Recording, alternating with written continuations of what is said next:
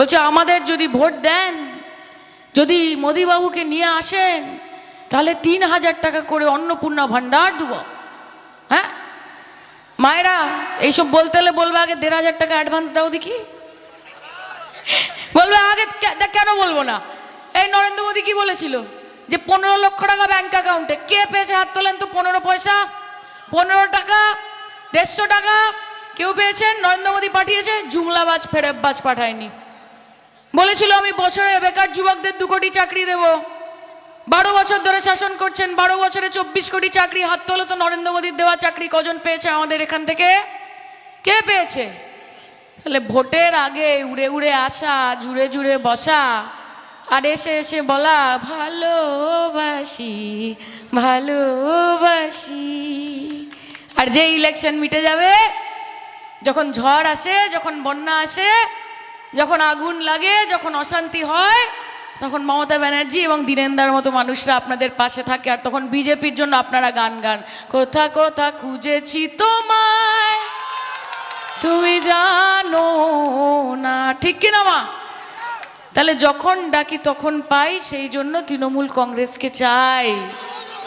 এইটাই তো। আর ওইখানে যারা বলছে সবকা সাথ, সবকা বিকাশ, সবকা বিশ্বাস, আসলে কি নিজের সাথ, বড়লোকদের বিকাশ, গরিবদের বিনাশ, আর দেশের সর্বনাশ, গণতন্ত্রের সর্বনাশ, সংবিধানের সর্বনাশ। এটাই হচ্ছে ভারতীয় জুমলা পার্টি, বাংলা জ্বালাও পার্টি। আমরা এখানে হিন্দুরা মুসলমানরা একসাথে থাকি। আমি যখন যেখানে যাই আমি দেখি সবাই মিলেমিশে একসাথে ভালোবেসে রয়েছে। আরে ধরती को तुमने बांट दिए, चांद सितारों का क्या होगा? कि धरती को तुमने बांट दिए, चांद सितारों का क्या होगा? नदियों के कुछ कुछ नाम रखे, बहती धारों का क्या होगा?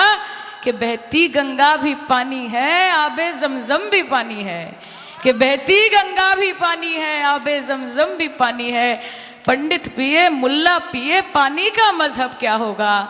জলের ধর্ম কি, রক্তের ধর্ম কি? বাংলায় দাঁড়িয়ে তুমি ধর্মের রাজনীতি করবে?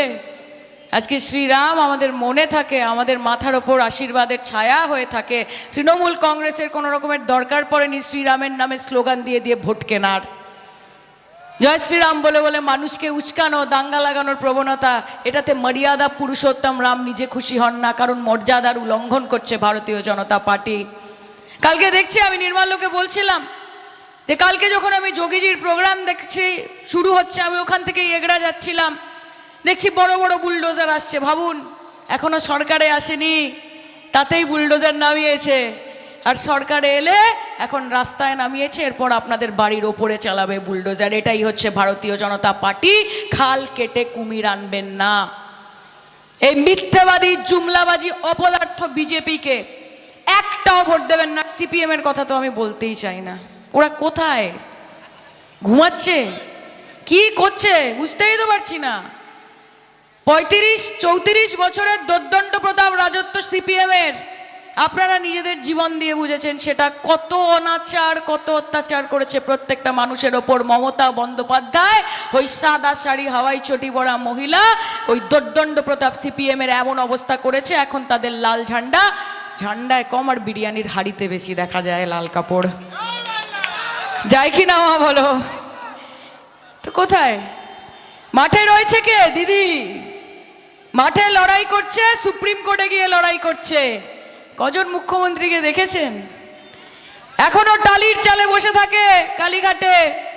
3 বারের মুখ্যমন্ত্রী, সব থেকে গরিবতম মুখ্যমন্ত্রী পশ্চিমবঙ্গের এই গোটা দেশে। আমি গর্ববোধ করি যাদেরকে তোয়ালে মুড়ে টাকা নিতে দেখা যায় টিভিতে, তাদের কাছ থেকে আমি শুনবো যে আমার নেত্রী দুর্নীতিগ্রস্ত?